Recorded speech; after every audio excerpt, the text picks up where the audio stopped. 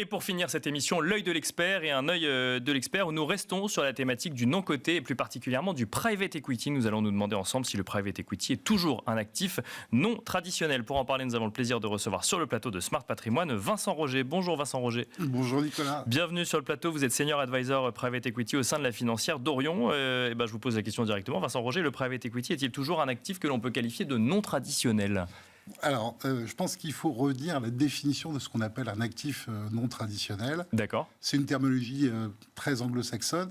Et en fait, ça concerne essentiellement les actifs non cotés tels que le private equity. D'accord. Alors, quand on parle de private equity, il y a trois choses qui viennent à l'esprit. C'est pas liquide. Bien sûr. Il y a des performances qui sont souvent supérieures à celles qu'elles peuvent être dans le monde du coté. Et on a également un accès qui est parfois plutôt réservé aux institutionnels et à des clients fortunés, des familles fortunées très très riches. Même si ça a tendance à changer quand même. Alors justement, il y a trois dates, on va dire, qui ont modifier un petit peu cette approche et l'idée que le private equity était une classe d'actifs essentiellement réservée à une clientèle très fortunée.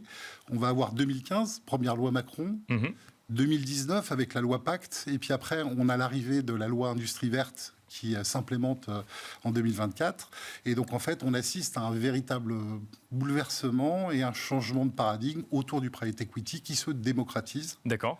Donc, on a une démocratisation qui s'opère et qui va permettre, en fait, un accès à partir de quelques milliers d'euros pour une classe d'actifs pour lequel, je rappelle qu'à l'origine, le private equity, c'est plusieurs millions d'euros pour pouvoir être accessible pour des clients particuliers. Private equity, c'est investissement dans des entreprises non cotées, via un investissement en actions. Sinon, c'est dans une famille plus globale du non coté, où on peut investir en infrastructure, on peut investir en dette privée et ça, également. C'est très important parce qu'en fait, ça fait partie du mouvement de démocratisation, puisque à partir de ces actifs non traditionnels, donc on a l'equity, les actions, on va avoir de la dette, des obligations et de l'immobilier.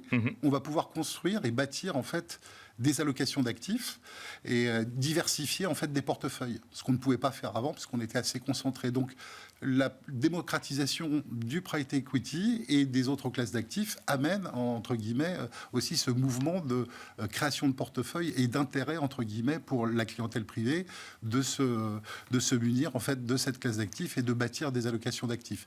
On a également en fait pas mal de choses qui sont faites côté plateforme, donc des plateformes. Bien sûr. Vous connaissez, il y a Opal, Pécan, Private Corner, qui sont des plateformes qui facilitent en fait l'accès et les seuils d'accès qui deviennent beaucoup plus accessibles puisqu'à partir de 100 000 euros sur ces plateformes, on peut investir sur des supports de private equity.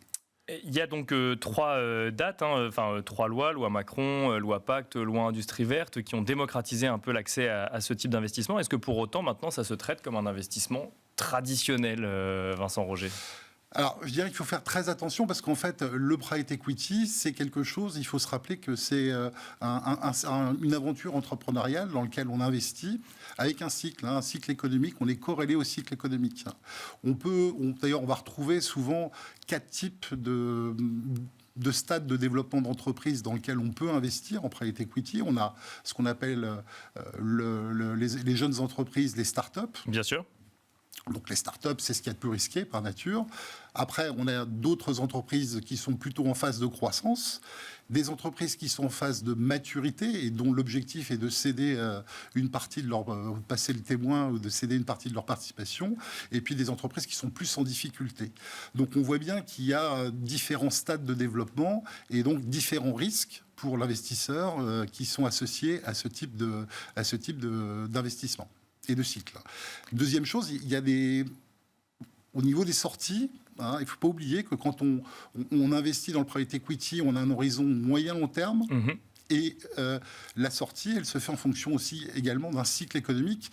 Et ce cycle économique qui se traduit éventuellement par des multiples qui peuvent corriger également en fonction de l'environnement macroéconomique. Et on finira peut-être sur la liquidité, on en a parlé. Alors la liquidité, c'est très important. On essaie de la rendre accessible dans tous les sens. On a ce qu'on appelle des fonds evergreen dans l'assurance vie et au niveau des PER qui rendent accessible l'entrée et la sortie beaucoup plus facilement. On voit des marchés dans le secondaire qui se développent. Ces marchés dans le secondaire apportent une certaine forme de liquidité. Il y a des poches de liquidité même au sein de certains fonds qui sont constitués, un petit peu au détriment de la performance. Il faut rappeler quand même que cette liquidité, elle reste vraiment extrêmement relative. Et donc, il faut être très méfiant. C'est la raison pour laquelle, en fait, avec tous ces éléments-là, vous l'avez compris, c'est vraiment une classe d'actifs démocratisée, très intéressante, qu'on peut travailler, mais il est indispensable, en fait, d'être accompagné par un CGP qui va vous permettre de décrypter, de comprendre, d'apprendre et puis d'être extrêmement bien armé pour pouvoir travailler cette classe d'actifs. Merci beaucoup Vincent Roger de nous avoir accompagnés dans l'œil de l'expert et quant à nous on se retrouve très vite sur Be Smart for Change.